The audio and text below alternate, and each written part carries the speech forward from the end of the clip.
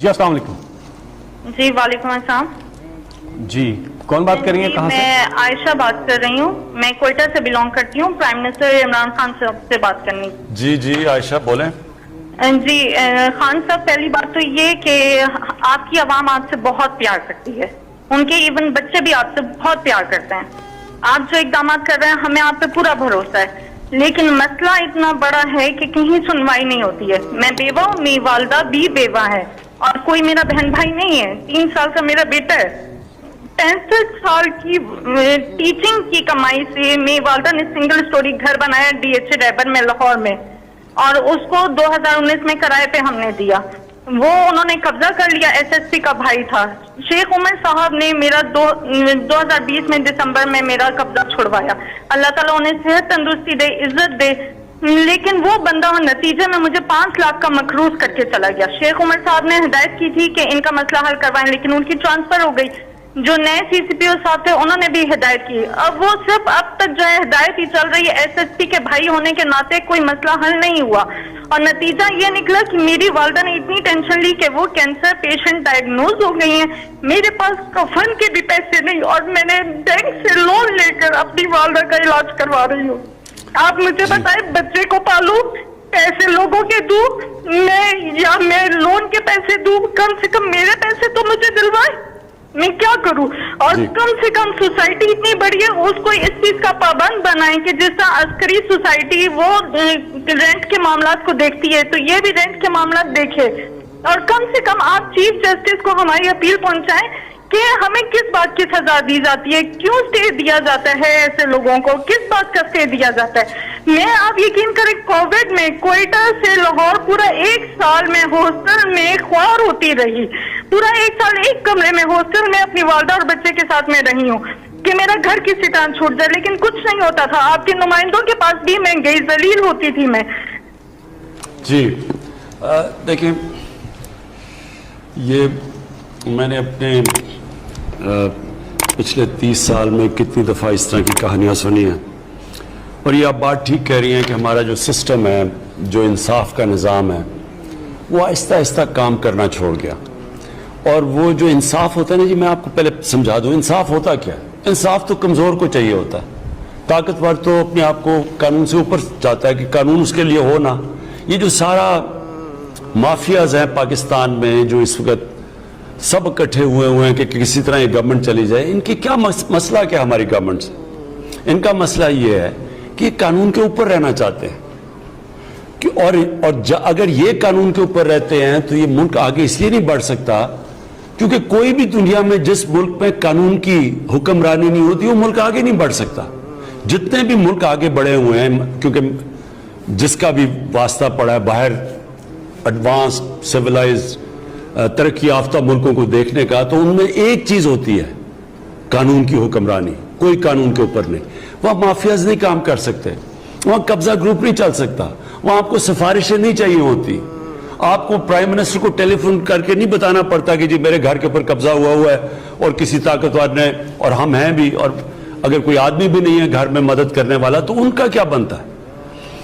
یہ ساری جو جنگ ہے, جو اس کے لیے میں پولیٹکس میں آیا تھا, انصاف کی تحریک, اس ملک میں کمزور کی حفاظت کرنے کے لیے, کمزور کو اور طاقتور کو قانون کے نیچے لانے کے لیے یہ سٹرگل ہے.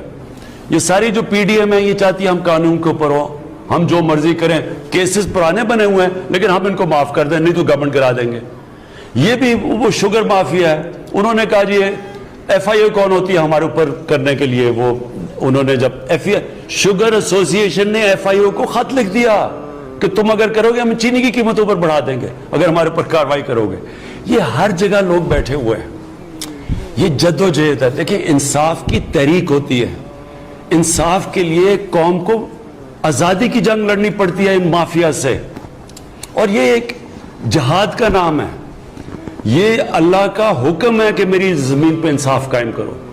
میرا آپ سے یہ وعدہ ہے کہ میری پوری کوشش ہے, جب تک میں اقتدار میں ہوں, جب تک میں نہیں بھی ہوں, میں اس کے لیے لڑوں گا.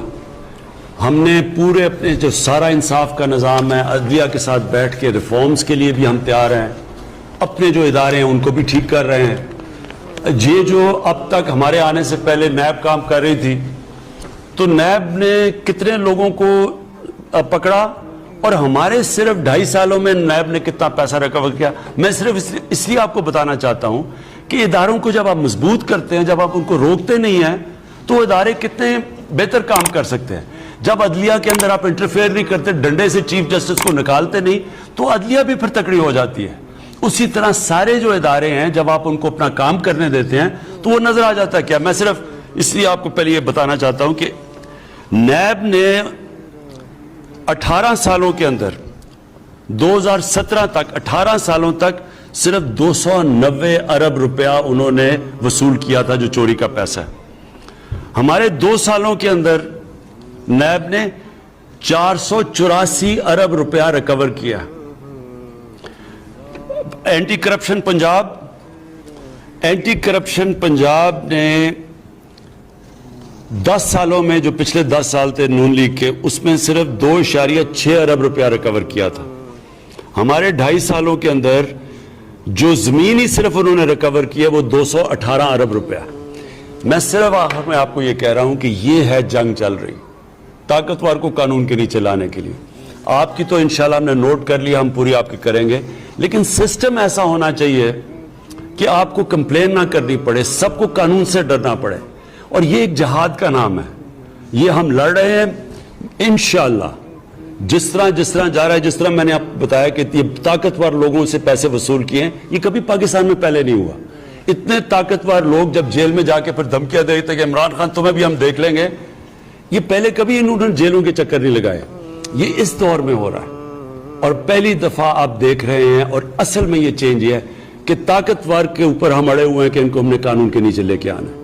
کسی سے زیادتی نہیں کرنی, کسی کے اوپر غلط کیسز نہیں بنانے, لیکن جو انہوں نے اس ملک سے فراڈ کیے ہیں, چوریاں کی ہیں, ڈاکے مارے ہیں, جرم کیا ہے, ان کو اس جرم کی سزائیں دلوانی. یہ ہم کامیاب ہوتے جائیں گے انشاءاللہ. جیسے ہم کامیاب ہوں گے یہ خود ہی ملک بدلتا جائے گا.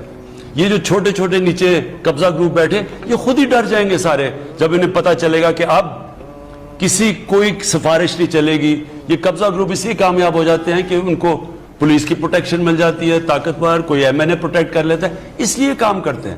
لیکن جب ان کو یہ پتہ چلے گا کہ اس ملک میں کسی قسم کی سفارش نہیں چلے گی, انصاف ملے گا, یہ خود ہی ختم ہو جائے گا سارا جو قبضہ گروپ ہے. اور نتیجہ یہ نکلا کہ میری والدہ نے اتنی ٹینشن لی کہ وہ کینسر پیشنٹ ڈائگنوز ہو گئی ہیں.